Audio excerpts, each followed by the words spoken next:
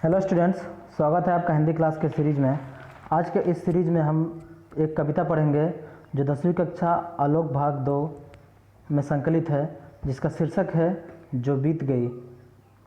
यह कविता जो बीत गई सो बात गई शीर्षक के नाम से भी प्रचलन है, जिसके कवि हैं हरिवंश राय बच्चन जी। तो आइए सबसे पहले इनका जीवन परिचय देख लेते हैं। कवि हरिवंश राय बच्चन का जन्म सन 27 नवंबर सन 1907 को इलाहाबाद उत्तर प्रदेश में हुआ था। इलाहाबाद के कायस्थ पाठशाला तथा गवर्नमेंट कॉलेज से शिक्षा प्राप्त करने के बाद आपने इलाहाबाद विश्वविद्यालय तथा काशी विश्वविद्यालय से उच्च शिक्षा प्राप्त की।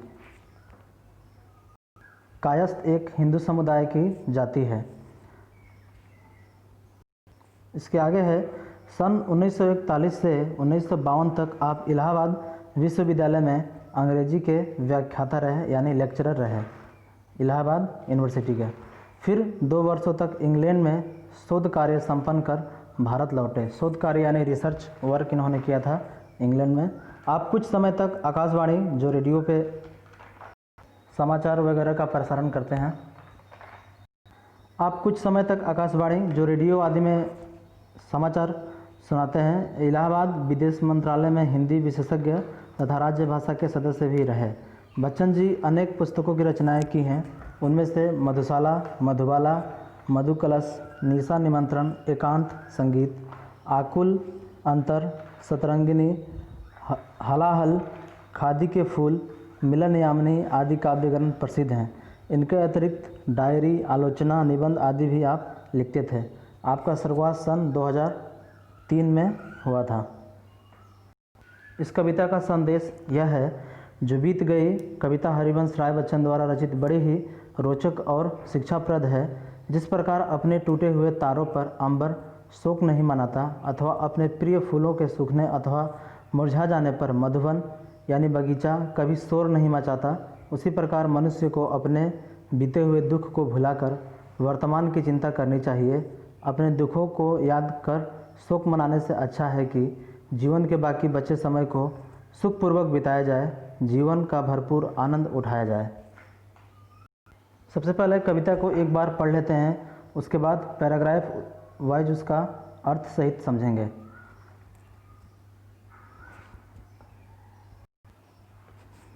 जो बीत गई सो बात गई। जीवन में एक सितारा था, माना वह बेहद प्यारा था। वह डूब गया तो डूब गया, अंबर के आनंद को देखो, कितने इसके तारे टूटे, कितने इसके प्यारे छूटे।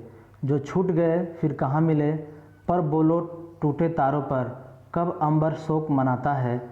जो बीत गई सो बात गई। जीवन में वह था एक कुसुम, थे उस पर नित्य निछावर तुम। वह सूख गया तो सूख गया, मधुवन की छाती को देखो, सूखी कितनी इसकी कलियाँ, मुरझाई कितनी बलरियाँ। जो मुरझाई फिर कहाँ खिली, पर बोलो सूखे फूलों पर, कब मधुवन शोर मचाता है। जो बीत गई सो बात गई। जीवन में मधु का प्याला था, तुमने तन मन दे डाला था। वह टूट गया तो टूट गया, मदिरालय का आंगन देखो, कितने प्याले हिल जाते हैं, गिर मिट्टी में मिल जाते हैं। जो गिरते हैं कब उठते हैं, पर बोलो टूटे प्यालों पर, कब मदिरालय पछताता है। जो बीत गई सो बात गई। मृदु मिट्टी के है बने हुए, मधुघट फूटा ही करते हैं। लघु जीवन लेकर आए हैं, प्याले टूटा ही करते हैं। फिर भी मदिरालय के अंदर मधु के घट हैं, मधु प्याले हैं। जो मादकता के मारे हैं, वे मधु लूटा ही करते हैं। वह कच्चा पीने वाला है, जिसकी ममता घट प्यालों पर। जो सच्चे मधु से जला हुआ, कब रोता है चिल्लाता है। जो बीत गई सो बात गई। प्रथम स्टैंजा को देखते हैं, उसके बाद इसका अर्थ समझेंगे। जो बीत गई सो बात गई। जीवन में एक सितारा था, माना वह बेहद प्यारा था। वह डूब गया तो डूब गया, अंबर के आनंद को देखो, कितने इसके तारे टूटे, कितने इसके प्यारे छूटे। जो छूट गए फिर कहाँ मिले, पर बोलो टूटे तारों पर, कब अंबर शोक मनाता है। जो बीत गई सो बात गई। तो प्रस्तुत कविता के माध्यम से कवि यह कहना चाहते हैं कि जैसे ही आसमान में बहुत सारे तारा हैं और कुछ तारे उसमें से अक्सर टूटकर नीचे गिरते हैं, फिर भी उसका जो अंबर यानी आकाश उनका शोक नहीं मनाया करता, क्योंकि हर दिन कुछ टूटते हैं लेकिन और कुछ रहते ही हैं।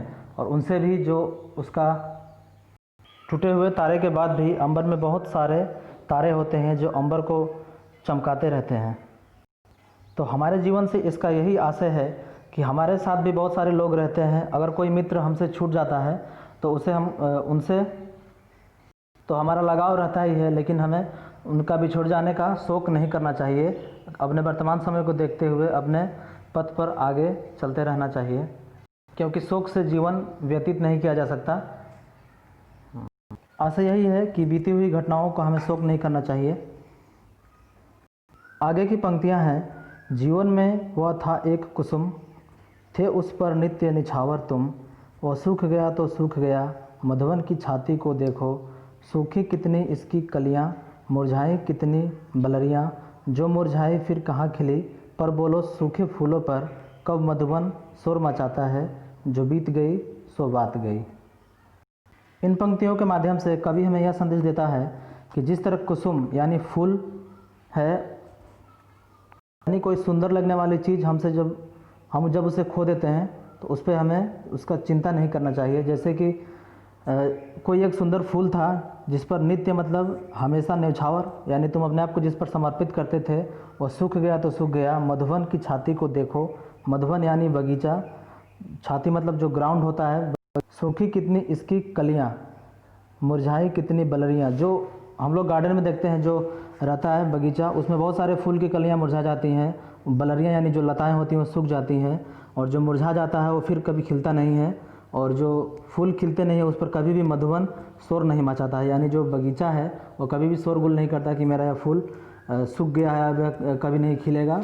तो यानी जो भी हमारा प्रिय सामान रहता है अगर वो खो जाता है या फिर तो हमें उस पर शोक नहीं करना चाहिए, दुख नहीं जताना चाहिए। हमारे जीवन में जो भी घटनाएं घटती हैं उसको हमें याद करके पछताना नहीं चाहिए।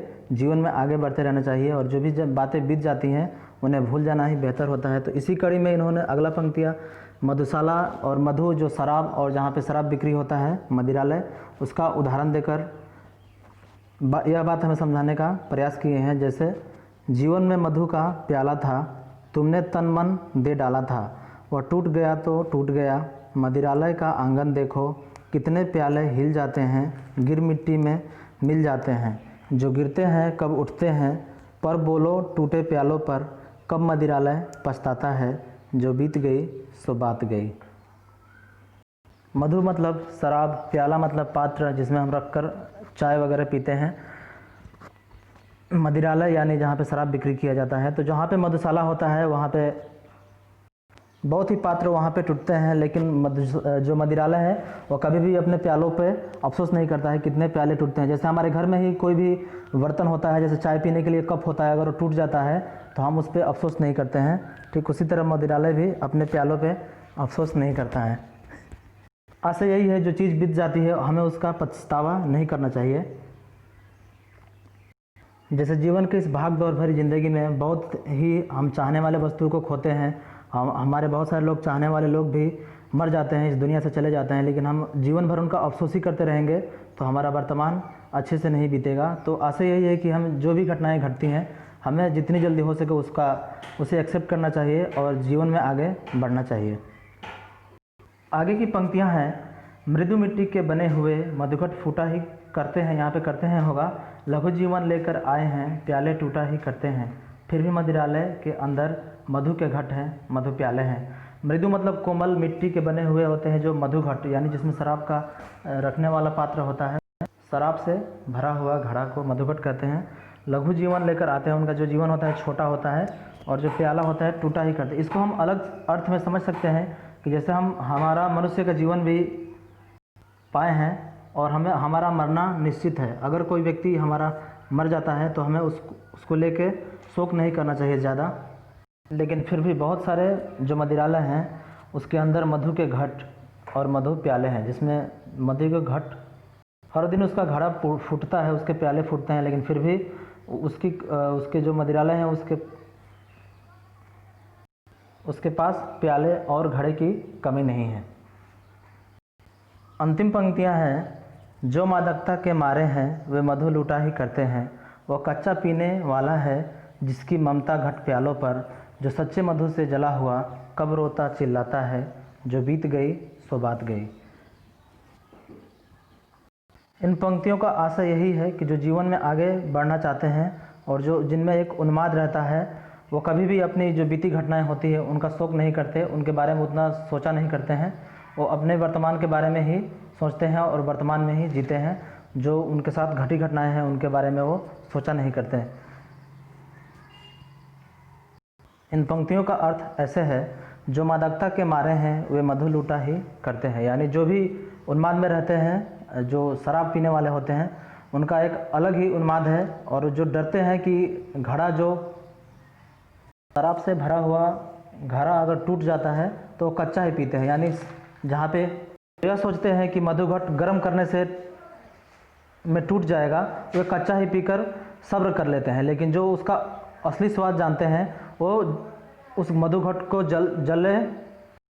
जलने के बाद जो मधु बनता है वो उसे ही पीकर मदमस्त रहते हैं, और वो कभी रोते चिल्लाते नहीं हैं कि मधुघट टूट गया है, फूट गया है।